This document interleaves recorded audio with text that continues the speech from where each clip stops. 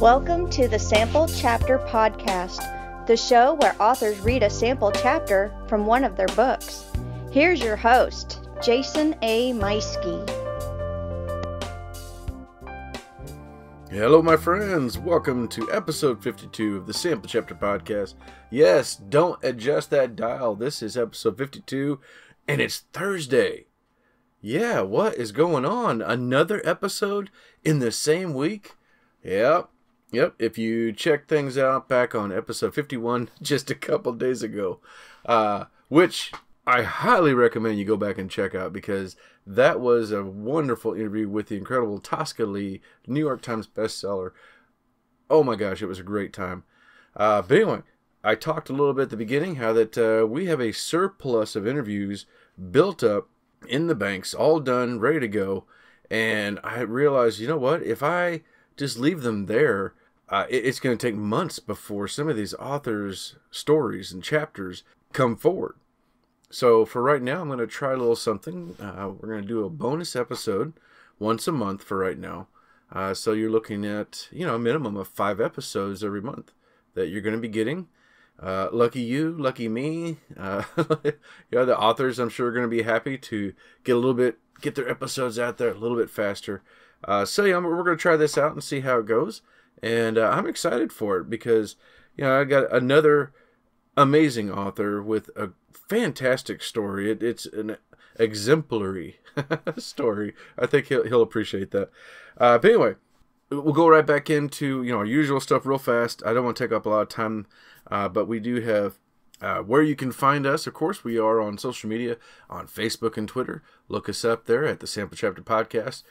Both of those pages.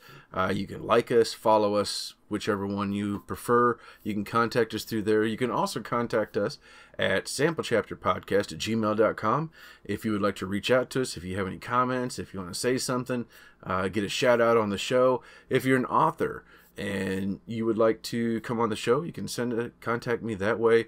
Or if you have a recommendation, like Shiloh up in Independence, Missouri, just send me a message and let me know who you'd like to hear here on the show. Me personally, one of the authors I'm still working on, and I know he listens once in a while, I know his assistant listens occasionally. That's Robert McCammon. That's my pinnacle. That's the one I am trying to get to right now. I've been working on that for several months, but we'll see what happens. You never know. I've had some incredible people on here, and some amazing independents who are new and really working hard and doing amazing and wonderful stuff. And I'm just happy to have this platform for all of them. And I'm really, I'm very blessed that more successful authors also have come onto the show once in a while. So we'll see what happens. But as I was saying, you can contact us through any of those methods, and be happy to have you on. We're going to skip our sponsor spot this week because we already did one earlier in the week. But make sure you go to U-Sto-R-All.net. That is the letter U, S-T-O-R-A-L-L. That is our sponsor, and check out their website if you're in the shopping for self-storage in the Warrensburg area. Also, don't forget to go check out our friends at Pop Goes the Culture.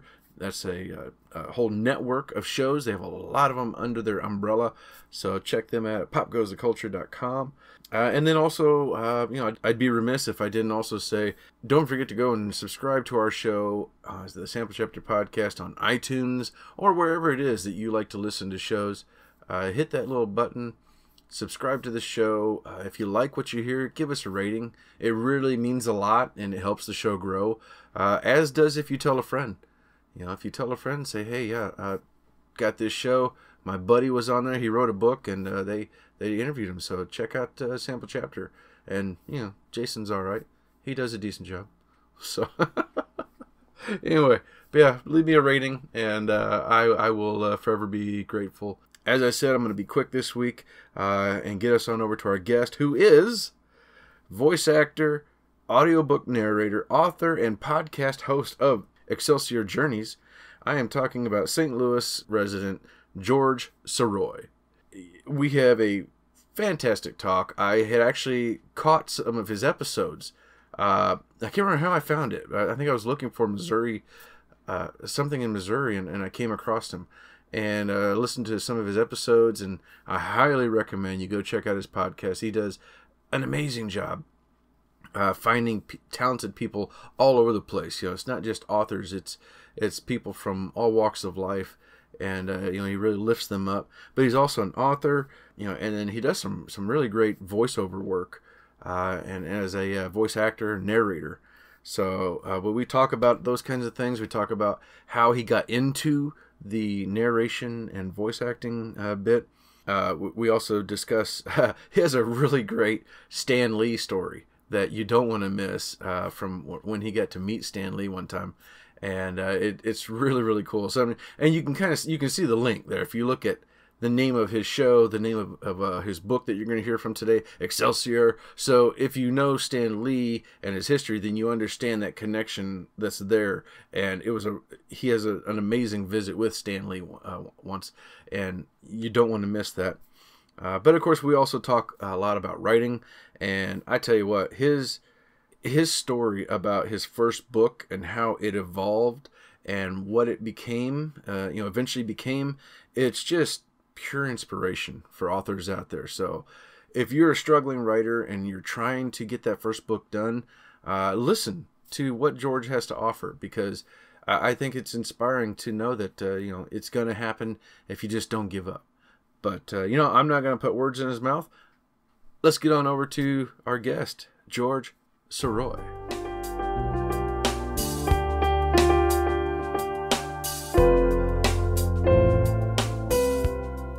Hello, fans. Welcome back to another episode of the Sample Chapter Podcast. Today, I am very excited because I'm reaching my hand across the state to another Missouri native, George Sirois. Here with us today, he's a voice actor, audiobook narrator, author, and podcast host himself of the Excelsior Journeys. George, welcome to the show. Jason, how are you? Glad to be here. I'm thrilled. I'm doing wonderful, and I'm really happy to have you here. How's your day been so far?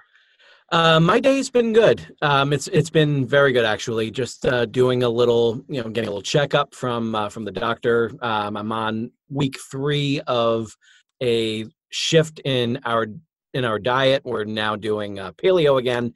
We had success with it back in 2015, and we're giving it another shot. And I'm already down significantly, so feeling good about the progress. And hopefully, probably within the next day or so, I'll have finished a project that I'm doing for one of my clients, narrating his novella, and then jumping into another piece of work from the same client, which is a full-on novel. And so this is definitely an exciting time between the podcast, between my own writing projects. Things are all of a sudden just seem to be happening. 2019 is definitely off to a great start. Man, that's fantastic. I love it. Congratulations, and you're going to appreciate this. That's awesome. You've heard my show. I have heard your show. Yes. Go ahead and tell the audience a little bit about yourself, as far as like who you are, what you do. Well, apparently, I interview as well as Chris Farley did to Paul McCartney. That was awesome. Yeah. I've been a writer, storyteller, somewhat, in some sort of sense of that for most of my life. I have been kind of tinkering with some characters since 4th grade. I'm actually still tinkering with them and getting to a place with them where I will be able to start up their own sci-fi young adult series in book form after I finish the trilogy that I'm doing right now, because the main, I would say, like the centerpiece of all my work is a trilogy called the Excelsior Journey. And this is all about a character that I created back in 1992 named Excelsior.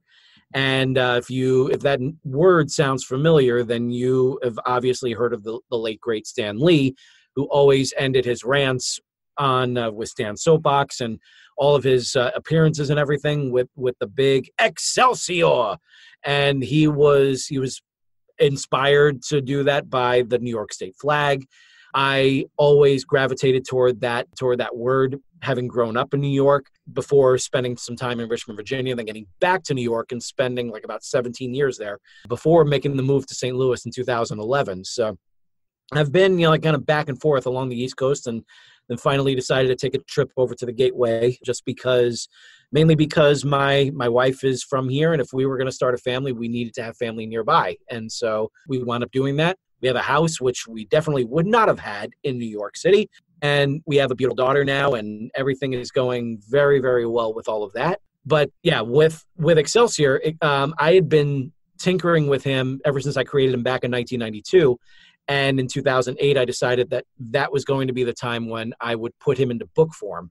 And it was right around that time in March of 2008 when Stan Lee was actually in New York City for the New York Comic Con. And he was doing a signing session over at Borders. This is how far back it's going, Borders. I know the place, yep. Oh, yeah. There was a great Borders store on 57th Street and Park Avenue. Terrific place. I would go there all the time when I was working around that area. So I wound up going there for this signing. And I went up to Stan, and I got to basically just thank him for not only creating so many great characters, but inspiring me to create my own. And in true Stan Lee fashion, with a big smile on his face and everything, he just goes, "Oh, great, more competition." and and which, again, big laugh and everything. The man had so much energy. It was amazing. And so I got to tell him that one character in particular was directly inspired by him. And when he asked for, like what I meant, I just leaned closer and I just said, his name is Excelsior, with a big smile on my face. And the smile on his face grew even bigger because he just went like, "Oh, that's great," and gave me a big handshake and wished me luck on it. It was the closest thing I can get to getting a blessing from the Pope. It was exactly what I needed to get started. And I started it about 3 months later. And the only thing that I regret is I really, really regret never being able to send him a copy of at least the 2017 edition, because that thing went self-published in 2010. Then it got picked up by a small press in 2013. And then when that small press went under, another small press was interested in it. And they even said, "Would you mind letting our editor take a crack at it? Because it is very good, but we believe it can be better in this and this and this." And I just said, absolutely. I want it to be the best it can be.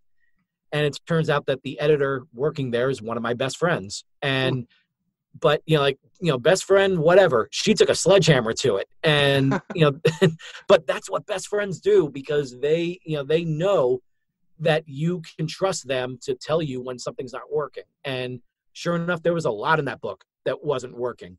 And I took about 2 to 3 months or so just kind of rewriting it, and now it's finally at the place where I want it to be. And God bless my cover artist, Molly Phipps, who works for my publisher, Aloris Publishing, because she is an absolute genius, and the work that she did made me cry for both of my books, for both Excelsior and Ever Upward, which is part 2. I was in absolute bliss when I saw the work that she had done, when I saw the work that my editor, Rebecca Jaycox, did. Everything about it, everything just fell into place the way that it should have. And so now I get to start part 3, which is called Greater Glory. And that's going to wrap up that trilogy and also be a slingshot into the next series, which is going to be something else, further down the road. Yeah, it'd be, and like we were talking before with the covers, and you just touched on it. Everybody listening, you've got to go. I'm going to have the links in the show notes, but you've got to go and check these out. The covers, it's like being in high school and you got your notebook and you just tore it open and there's your story inside. It's beautiful. That's really the best description of my cover art that I can even imagine. Like that's exactly what it is. And it's what I always wanted. Just kind of like, just to quote Dorothy Parker, "I hate writing, I love having written." And that's basically what it is right there. Is just because, like, we all want that story to be absolutely perfect once it goes from your head to the page.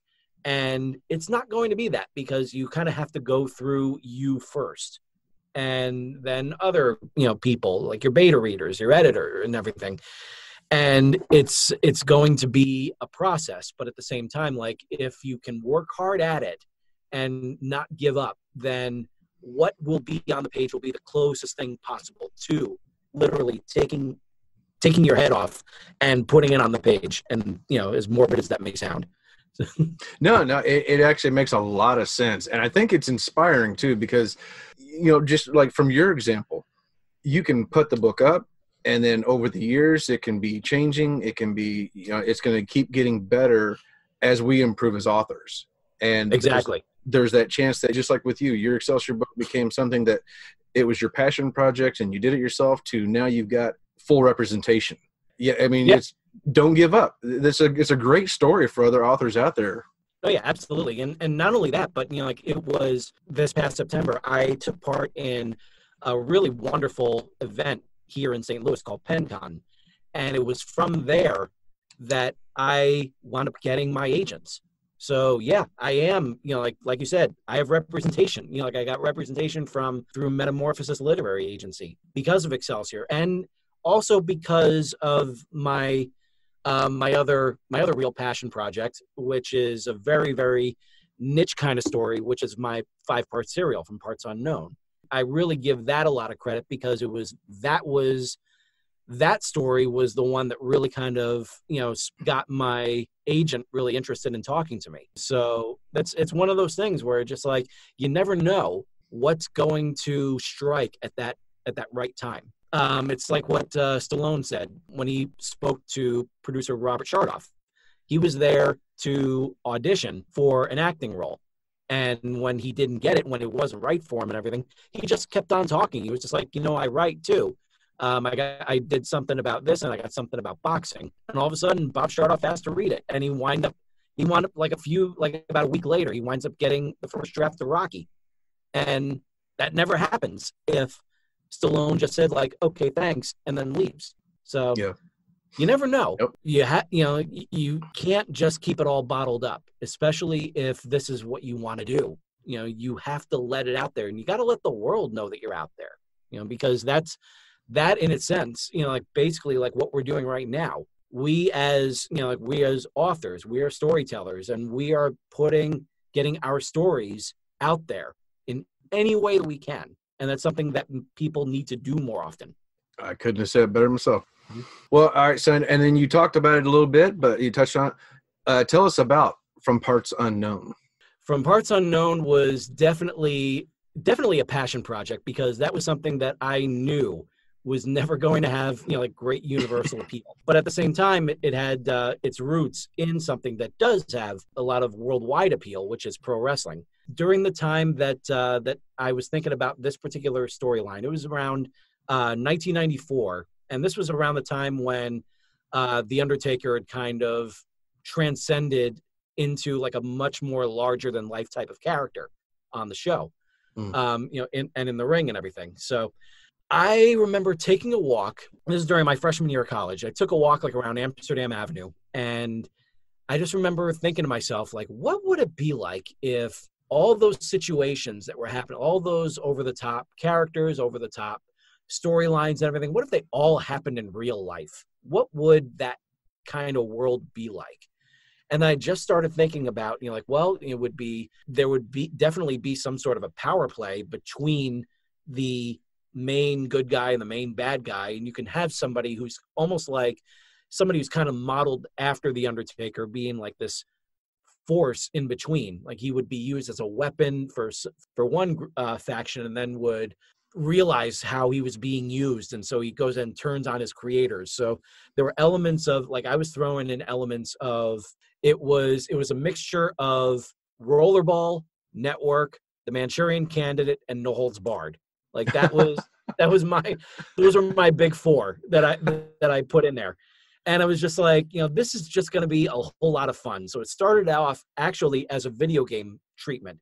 I just started like this little video game proposal that I was thinking about, where you would be this character who's all of a sudden turned into this, this huge weapon. And he's got to tear his way through the ranks of all the good guys, and then cuts to the storyline after he beats the champion, and then passes the belt on to the head bad guy.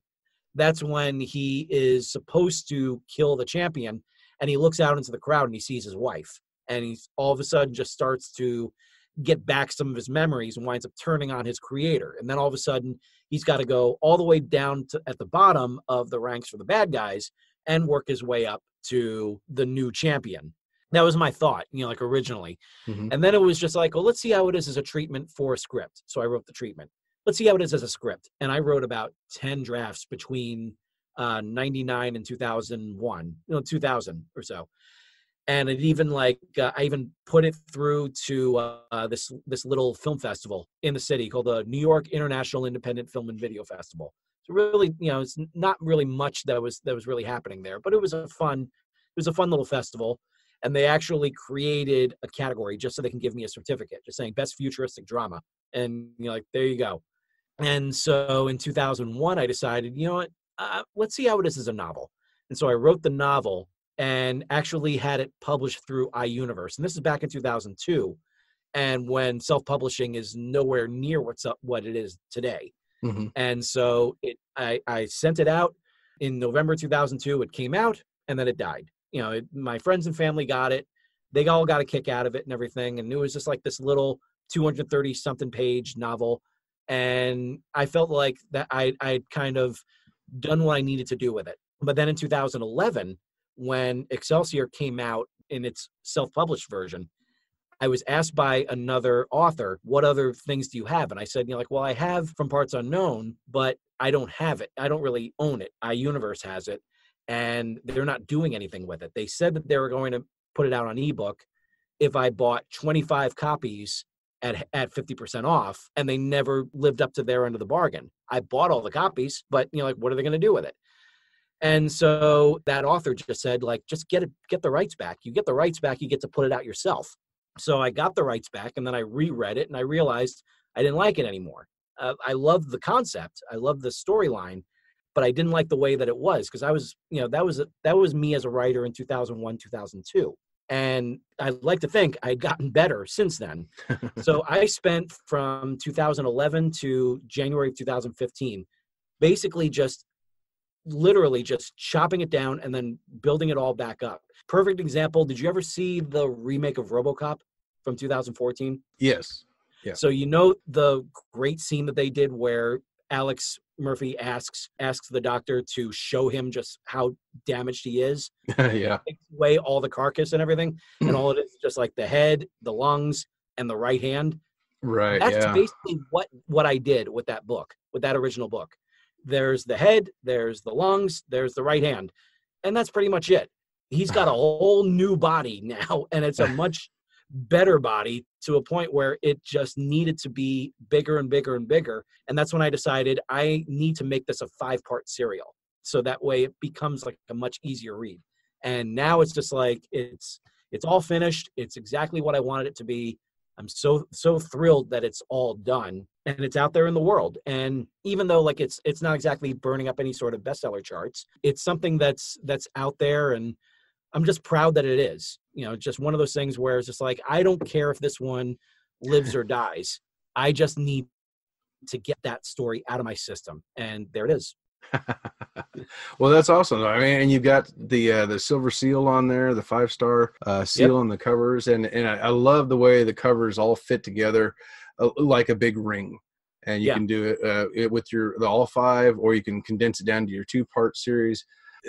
All credit to Rachel Bostwick for putting that together. She did a terrific job with that.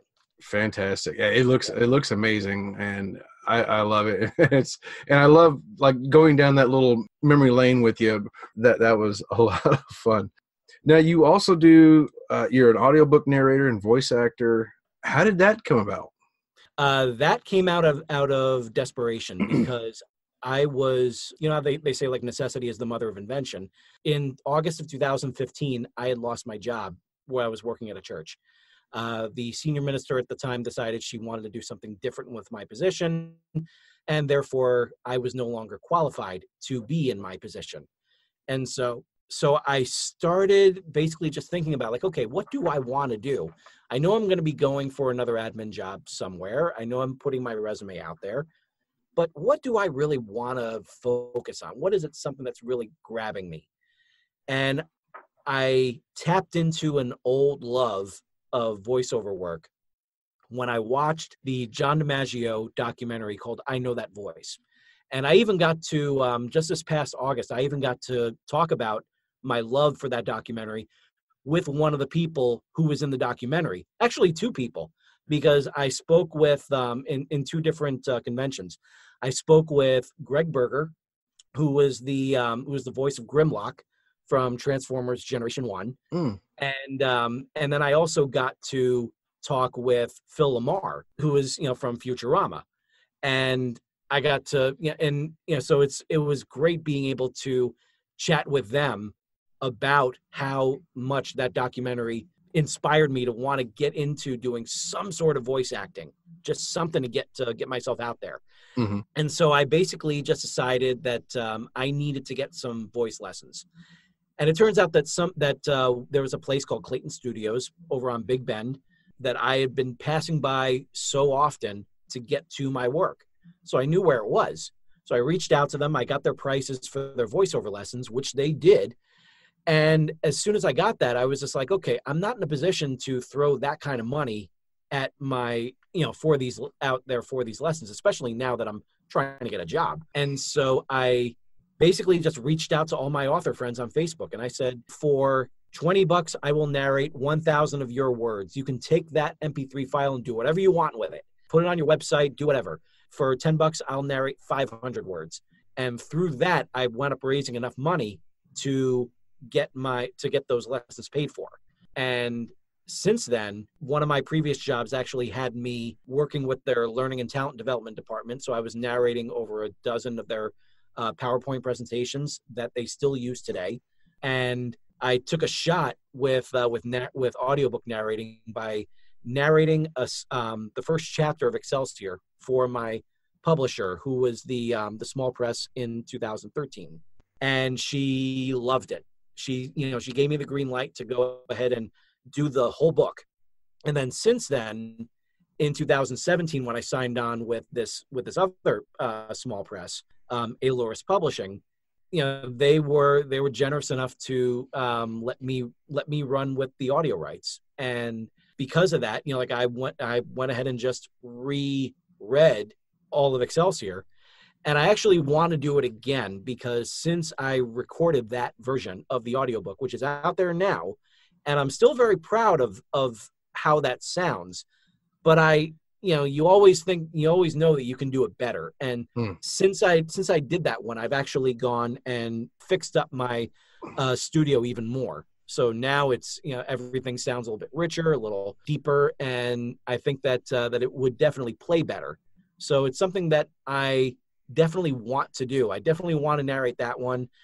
Would love to narrate Ever Upward as well, and I would love to have both of them done before September. So September is a very special deadline that I'm putting on myself, because I'm telling myself, like, okay, if I can get those books, narrated, if I can get From Parts Unknown narrated, if I can get other people's books narrated, and at some point actually write the third part of Greater Glory, somehow I got to make all this work. So it's got to happen.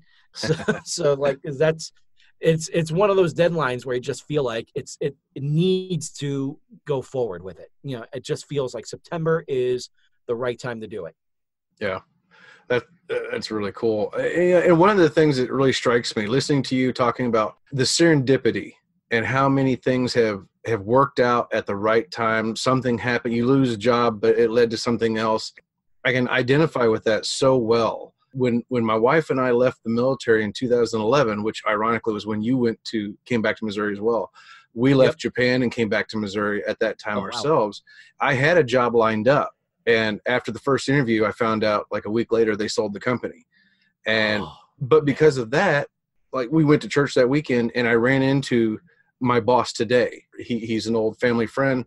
And we went to lunch. He said, "Oh, well, I've got a guy retiring from my office. Why don't you come in and fill in and I'll put you to work?" And, here we are 8 years later, and I'm still there. And it's because of that day job.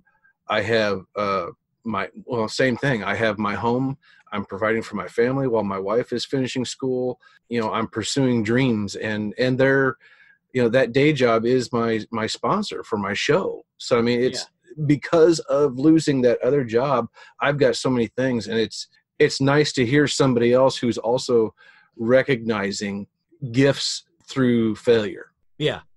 Yeah. I mean, really, I mean, it's the, I mean, I keep on, citing all these different people, but, like what Michael Jordan says, like, I've failed so many times in my career, and that is why I succeed. Mm-hmm. Because you go through those experiences, and you just have to learn something from it. You got to pick yourself up. You have to keep moving forward. Absolutely. And that's what we have done. And that's what I'm doing now. Because right now, just like you said, things have fallen into place where all of a sudden I have more opportunities to live my mission. My mission is a storyteller, and whether it's my own story that I'm telling or someone else's, it's being told, and it's being told now, and it's being told because I have the time to do it. Yeah. Well, and you're taking charge of that too with your own podcast, the Excelsior Journeys, and telling other people's stories. This is an awesome thing that you're doing, because it's not just authors. I mean, you're grabbing people from all walks of life. I was listening to you talk to an old friend who's a Beachbody coach and changing people's lives, through health. I mean, this is a really cool podcast you got going on.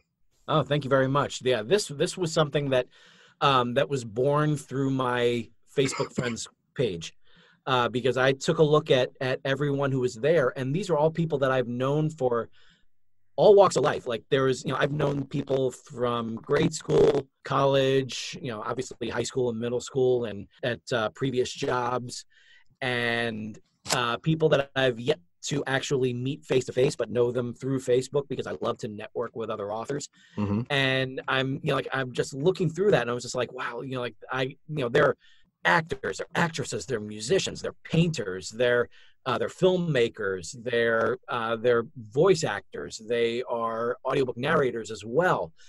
They're doing like all this great stuff. They're playwrights, they're award-winning playwrights, and they're dancers. And because that's another thing. My wife Cheryl really got me into West Coast swing, and through that, I've been able to compete in dance competitions. I never thought that I would do that. Never even thought I'd be teaching beginners, but I've been able to do that. And because of that, I was able to chat with some really great people. And when I was going through that, I was just like, wow, all these people that are doing all these great things, they need to get out there. They need to be interviewed. They need to be on podcasts. Which podcast would they go on? Like they would just rock, like these kinds of shows. And then all of a sudden it realizes, like, okay, so they're going to be on my podcast. And during that time, I had been working with David Allen Lucas, who is the head of Winding Trails Media, and his roundtable series called Right Pack Radio. And I had been a part of the Right Pack for a few years, and I really gotten the hang of being a part of a podcast. And it was a real thrill to be a part of it. And so that's when I decided that I was going to kind of break away and start my own. And at this point, it was, again, with the necessity as the mother of invention, because when my daughter was born in 2017, she was actually born 11 weeks early. And so because of that, we've been very cautious about going out in public very much, especially during the wintertime. So we'd only go out really when it's necessary. I mean, obviously we got to go to work, but as soon as we both, come home from work, we get a shower, and that way we're, kind of decontaminated. But what we would do, since I was able to participate in Right Pack Radio downstairs in my studio from time to time, it just didn't really feel the same. And I didn't really feel that same sort of vibe that I felt when I was actually there at David's house with all the other members of the show. Sure. So I decided that, instead of trying to kind of force my way into that, why not just start my own? And then I asked David, do you mind if this show kind of becomes a part of, say, like a Right Pack Radio network? And he just said, like, I was going to offer that anyway. So now we're working together. We're actually working together to not only on our own shows, but he actually was the one who suggested Excelsior Journey to be the title of the show, because we were chatting at the annual St. Louis Writers Guild event called Gateway Con, and as we were chatting, my banner for Excelsior was right behind me, and he points to it and just says, like, "Why not just call it the Excelsior Journey?" And I was like, that sounds like that's a good call there. That sounds really good. And I was like, well, let's go ahead and just tweak it a little bit and just call it Excelsior Journeys. So that way it's, more than one. And it's, it basically just covers a whole spectrum of, like all different creative people that are on their path to success. Because one thing, like, you've heard a lot of different podcasts that are out there where they're saying, like, I'm speaking to the CEO of this billion-dollar company, and that it gives you some sort of inspiration, but it's so far away from where the listener is. Yeah. And he's basically just kind of beckoning you on from the finish line while you're still at mile 2 and he's all the way at the end of mile 26. What I wanted to hear from was people who are working on their success along with you. So they're all on the great thing is about every guest that I've had is they're all on their path to their own personal success. So whether they've already done stuff or whether they're just getting their feet wet with something, doesn't matter, because they're still working towards something. And that's the main thing that always really inspires me. I want to hear from people that are running in the race along with you, not the people that are just standing there at the finish line waving at you. Yeah. Yeah. And it's such a cool thing. Like I said, I was listening to that one episode, and you're just lifting people up, and it's like, here's their story. Go check them out. You need to find it's really, really cool. And I mean, I wish you the best with this show, because it sounds amazing. And I think you got a really good thing going. Thank you very much. I really appreciate that. Let's bring it back into your books again here. Now, tell us a little bit about, we're going to be hearing today from Excelsior, book 1. Yes. Yep. Tell us about this book. Well, Excelsior the book itself is all about a young man named Matthew Peters, who's actually inspired by my cousin, Matthew Peter Henkel, who passed away in 2005. He was always somebody that I always considered to be a personal hero of mine. And so I actually got to honor him by making him my hero. So basically what Matthew is, he is about 17 years old. He's been writing and drawing a webcomic for the past 7 years about a character named Excelsior, who's from another planet called DNAB 4. And he gets visited by a woman who tells him that she is from the planet DNAB 4. And everything that Matthew has been writing and drawing for the past 7 years are Excelsior's memories. Because when he was 10 years old, he very briefly touched this sword that was on display at the Metropolitan Museum of Art. And it gave him this shock. And ever since then, he had been filled with all of these, scenarios, all these different characters, all these different situations that he had never heard of before. And he just started getting it out there the only way that he could, which was writing and drawing them in his little webcomic. And it turns out that what he did when he touched that sword was he inherited a little bit of Excelsior's life force, because that life force was buried within that sword. And he's actually now next in line to become Excelsior incarnate. And he's got to do it fast, because Excelsior's enemies are growing in power on both DNAB 4 and on Earth. Oh, wow. Yeah. This sounds awesome. I cannot wait to hear this. So, yes, George, this has been amazing. I knew this was going to be fun talking to you, and I couldn't have been more right. I've had so much fun talking to you. Oh, likewise, man. This has been great. Tell the audience, where can we find you online? You can find me in a lot of places, actually. You can find me on Twitter and Instagram. You can find me at the same spot, which is at George Sirois, and it's spelled Sirois, and it's all one word. You can also find me on my show, which is the main site for it. The home base is excelsiorjourneys.podbean.com. as of this spring, it's going to be changed to windingtrailsmedia.podbean.com. But that's for a different story later on. But since podcasts are forever and somebody may just be picking that up then, if you're hearing this after April 1st, go to windingtrailsmedia.podbean.com. But you can also hear the show on not only on Podbean, but also on Stitcher, on iTunes, on Google Podcasts, on Spotify, and on TuneIn. You can also find me on Facebook. Just go to facebook.com/Excelsior Books, and that will give me the motivation that I need to keep that author page up and running. So, and if you want to hear any more of me rambling on, you can go to my website for more details, which is www.he'sgotit.com. Because my business for the audiobook narrating is called By George, He's Got It. So yeah, just go to he'sgotit.com for more details. Very cool. Yes, and I'll have links for all this in the show notes, everybody, so that way you can check this out. Definitely check out the show. Go to the website. Follow him on Twitter. It's lots of good stuff. So, George, thank you so much again for being on the show. And ladies and gentlemen, reading from Excelsior, Book 1, George Sirois. Now, before I start, let me just go ahead and mention, and I go into more detail after I finish reading this, but this little element here is based on a true story. So remember that. So this particular scene takes place right after, not long after Matthew has been given a little bit of insight of what he has in store for the future. He doesn't know exactly what it is yet, but he knows that there's something going on.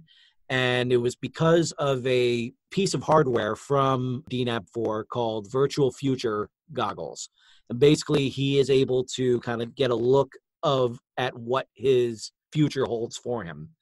And he saw basically just himself just leaving his home, leaving the Earth, leaving the solar system, and going to somewhere else. And he doesn't know what that is yet, but he will find out after this scene. But I wanted to pick this particular scene to read for your listeners because of how true to real life it is. So with that, I'm going to start. This is from Chapter 5 of Excelsior, Part 1 of the Excelsior Journey. Matthew, that was a wonderful performance. Matthew's unexpected participation in class brought a giddy tone to Mrs. Webb's voice that lasted throughout the whole class. I've never heard a student read from Lamort to Arthur with that much passion. Matthew shrugged his shoulders as he smiled at her. He couldn't tell her that at the moment he'd do anything to stop the video loop in his head from the virtual future device, even participate. She briefly touched his arm, and he struggled not to turn pink. He wondered for a second if he seemed like as big a dork as Mr. Hayhurst. Mrs. Webb she was hot. She always reminded him of a California surfer girl with her short, sun-streaked hair. I always liked that story. His voice cracked, and he looked down to study the laces on his sneakers so his face wouldn't betray him. Mrs. Webb nodded. I'm sure it helped you out a lot with your comics. You're still keeping up with them, right? Matthew nodded, his color returning to normal by his excitement. Oh, yeah. The next issue goes out on Friday, and I'm up to just over 5,000 readers. Excellent. That gets a high five. Matthew almost jumped back from the offered hand, then recovered with a resounding smack. I'm so glad you stuck with these characters, Mrs. Webb said while turning her attention to the book on her desk. You know, I'm ready to give you the final grade for the year. Those words immediately dried the inside of Matthew's mouth. Really? He asked. Mrs. Webb nodded. And I'm sure I don't have to remind you what it means to get an 85 or higher, right? You don't have to remind me. I got to study for 3 final exams so far. Well, I was going to show everyone their grades tomorrow, but since you're here and did so well in class today, I thought I'd let you see yours. Matthew's eyes rounded. Wow, thanks. Mrs. Webb sat down at her desk, positioning 2 pieces of paper above and below Matthew's grade, and showed him the magic number. Matthew took a deep breath and looked down at the grade book. 83. 2 points short. Matthew knew Mrs. Webb could see him wincing with disappointment. He mentally took stock of all the different homework assignments he had sleepwalked through during the year. Did it matter whether the report got an A or a C? No, It only mattered to him that it was done and that he still had time to work on his comics.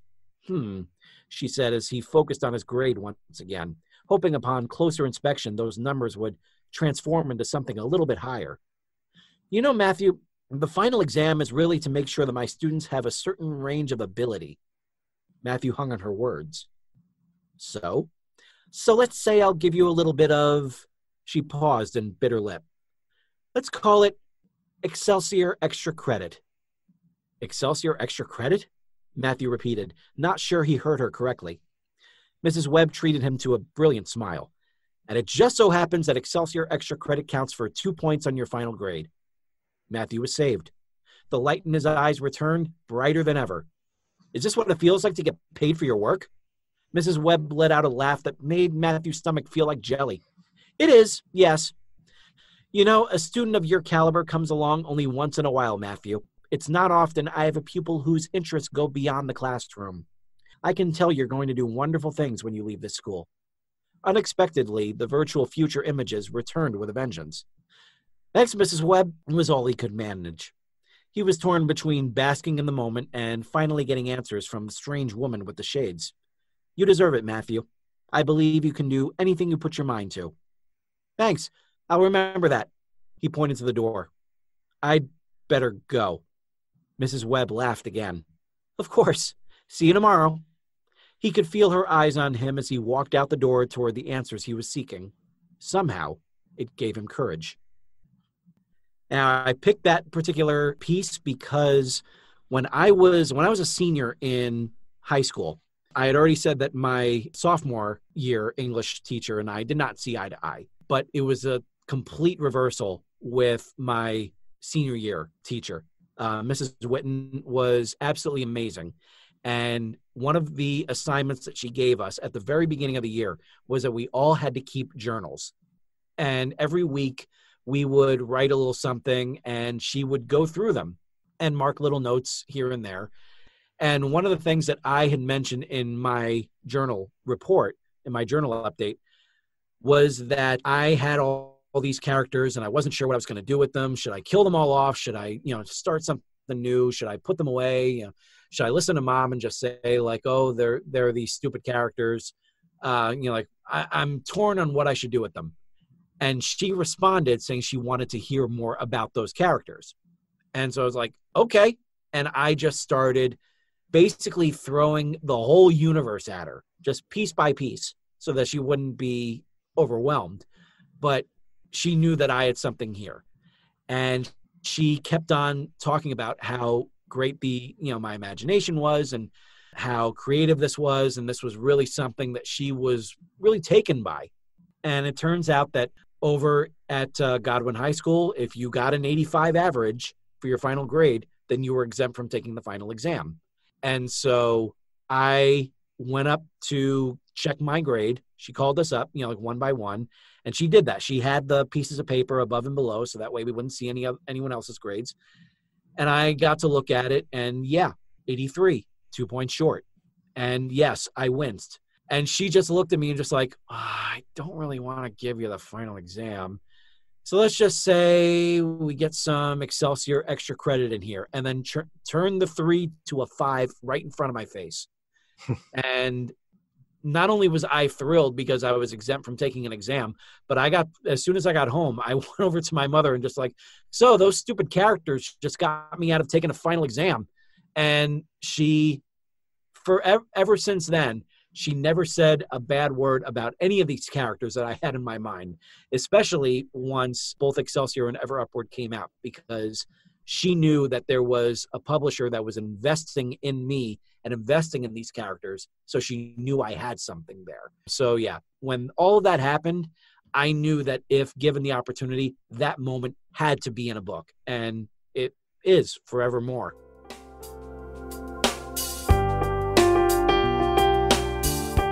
That was George Sirois reading a sample chapter from Excelsior, book 1 of his ongoing series. What a great story that was. I'm looking forward to picking up a copy. Hopefully I get to meet George sometime here in the next few months. And what an amazing and touching personal story there at the end of that chapter. It resonated with me. Don't forget to thank a teacher. Here's a teacher that made a difference and really, built George into the kind of person he is. So don't forget to thank a teacher. Don't forget to follow the links in the show notes so you can follow George and everything he has to offer, because he's got some great stuff. Don't forget to follow us and tune in for next week for another author, another story, and a new sample chapter. Thanks, everybody. Have a good week.